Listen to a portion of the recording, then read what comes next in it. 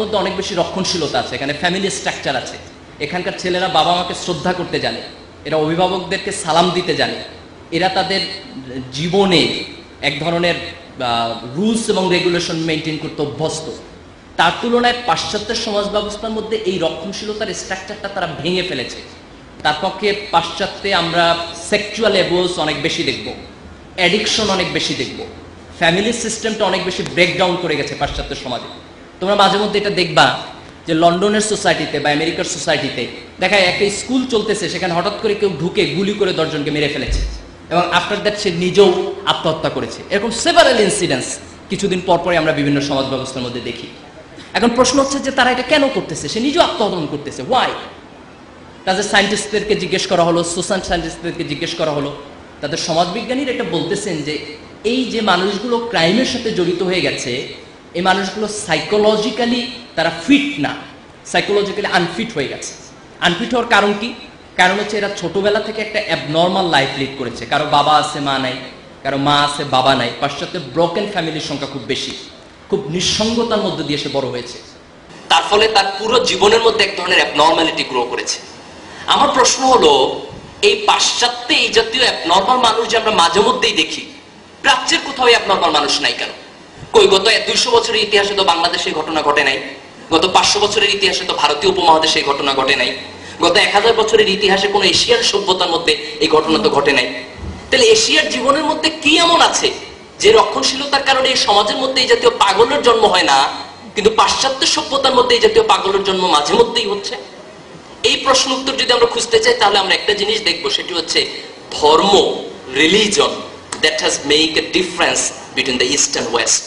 পৃথিবীর 4টা great religion, Hindu ধর্ম, বৌদ্ধ ধর্ম, খ্রিস্টান ধর্ম এবং ইসলাম ধর্ম, এই 4টা ধর্মের উৎপত্তি হচ্ছে প্রাচ্যে। যদিও যীশু খ্রিস্টকে এখন পাশ্চাত্যের বলে, কিন্তু তার জন্ম হচ্ছে বেথেলহেমে, সেটাও কিন্তু প্রাচ্যেরই একটা নগরী। এই 4টা ধর্ম প্রাচ্যের থাকার কারণে প্রাচ্যের জীবন ধারণ প্রক্রিয়ার মধ্যে এক ধরনের ধর্ম কিংবা প্রকৃতি রয়ে গেছে। তারা নেচারকে শ্রদ্ধা করতে জানে, তারা ধর্মীয় বোধকে তাদের নিজের জীবনে পালন করতে জানে। ওয়েস্ট যেটা করেছে, যে তারা যখন মডার্নিজমের দিকে গেল, তখন একটু একটু করে তারা ধর্মের বোধগুলোকে তাদের নিজের জীবন থেকে ছড়াই দিল। তার ফলে তাদের ফ্যামিলি সিস্টেমটা ব্রেকডাউন করলো। তারা প্রথমে মনে করেছে যে এই ফ্যামিলি সিস্টেম ব্রেকডাউন করাটা তাদের এক ধরনের মডার্নিজম, তারা খুব বেশি ডেভেলপ করে ফেলবে। কিন্তু আফটার সার্টেন টাইম পরে দেখা গেল যে এই ফ্যামিলি সিস্টেম ব্রেকডাউন করার কারণে এখন তাদের শিশুরা নর্মাল হচ্ছে, কোথাও কোথাও গ্রোথ রেট কমে গেছে, তাদের এখন সন্তান নিতে আগ্রহী না তাদের বাবা মারা। তার ফলে অনেক দেশ আছে যাদের নেগেটিভ গ্রোথ রেট।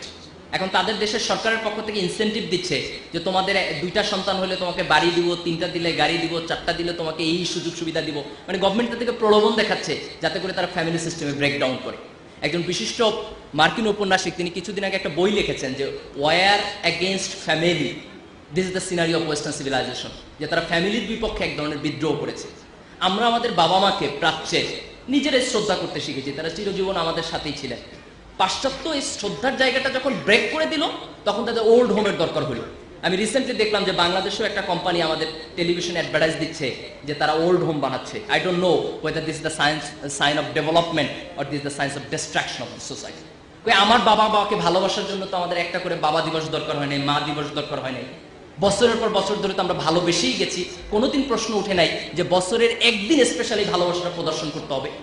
ওদের সমাজ থেকে যখন সেই স্ট্রাকচারটা ভেঙে গেছে, যে রক্ষণশীলতা নাই, বাবা মার প্রতি শ্রদ্ধাবোধটা নাই, তখন বছরের একদিন ঘটা করে পালন করে তারা দেখায় যে একেবারে ভুলি নাই, ভুলছি তো কিন্তু পুরোটা ভুলি নাই, এর জন্য তাদের একটা দিন প্রয়োজন হয়। তো সেই কালচার তো আমাদের সমাজে ফিরে আনার কোনো প্রয়োজন নাই। আমাদের সমাজের যে সামাজিক বেষ্টনীর মধ্যে ভালোবাসা দিয়ে আমরা আমাদের সম্পর্কগুলোকে রক্ষা করেছি, সেই সম্পর্কগুলোকে ভেঙে দিয়ে আমরা আজকে যে ওয়েস্টার্ন সোসাইটি গড়তেছি, এই ওয়েস্টার্ন সোসাইটিটা আমাদেরকে একটা ভয়ঙ্কর নেগেটিভ দিকে নিয়ে যাবে। তুমি দেখো, AIDS, this is a great threat to the world. Statistics বলে পৃথিবীর মুসলিম মেজরিটি কান্ট্রিগুলোতে এইডসের পরিমাণ কম, বিকজ এখানে এক ধরনের সামাজিক রক্ষণশীলতা আছে যেটা তাকে অন্য ধরনের রিলেশনশিপ এস্টাবলিশ করার ক্ষেত্রে বাধা দিচ্ছে। কিন্তু তুমি ওয়েস্টে যাও, আফ্রিকায় যাও, আফ্রিকায় 2 জন মানুষের মধ্যে একজন এইডস আক্রান্ত, 2:1। United states and Europe has been suffering from this fever, excellently suffer করতেছে, ভিগারাসলি সাফার করতেছে। এখন আমরা তৃতীয় বিশ্বের দেশ, আমাদের দেশে যদি এই প্রবলেমগুলো আসে তাহলে এগুলো আমরা ট্যাকেল করতে পারবো না।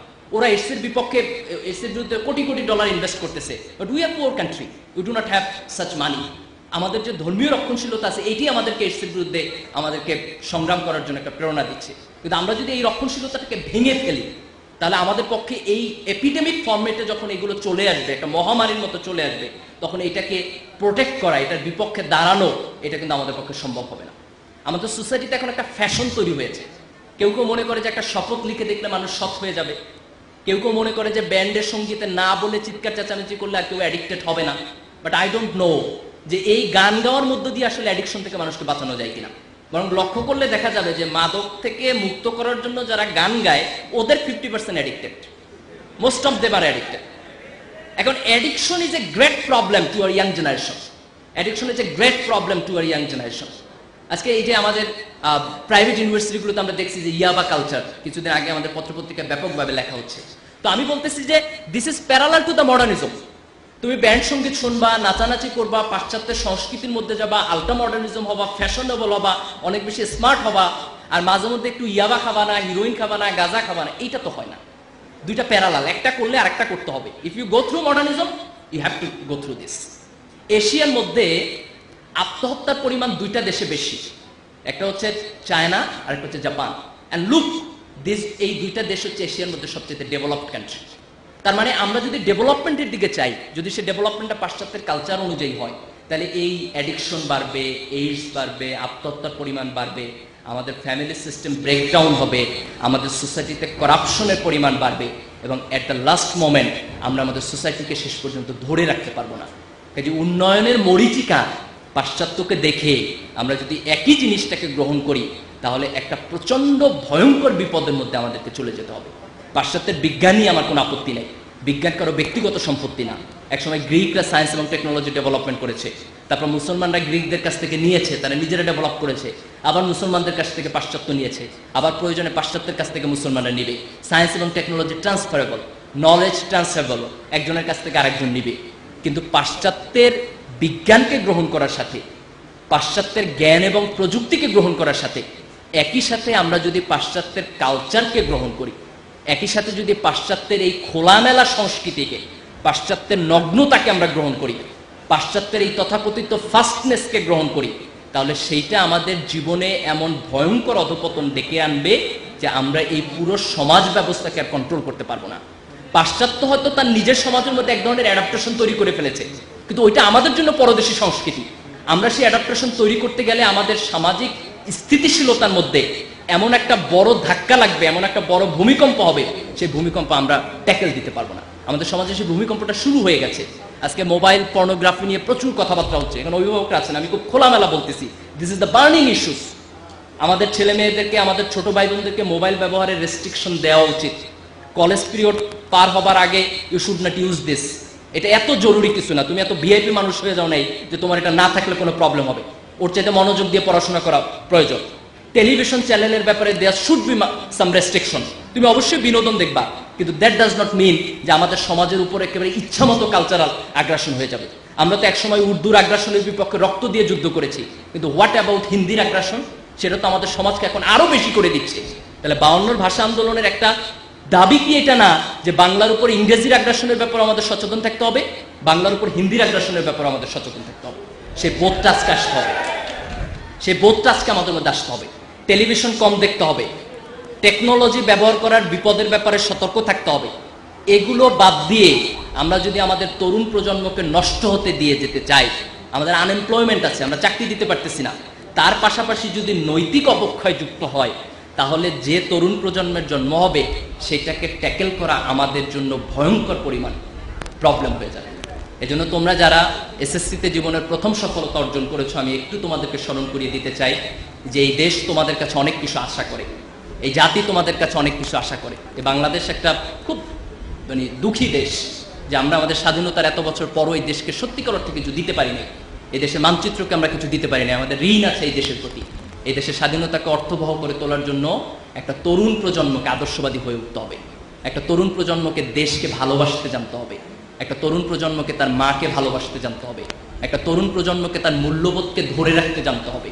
আমাকে বুঝতে হবে অন্ধ অনুকরণের মধ্য দিয়ে পাশ্চাত্যের মূল্যবোধের সবটুকু নিয়ে নেওয়া এটা আমার জন্য এক ধরনের দৈন্যতা, এক ধরনের লজ্জা। প্রাচ্যের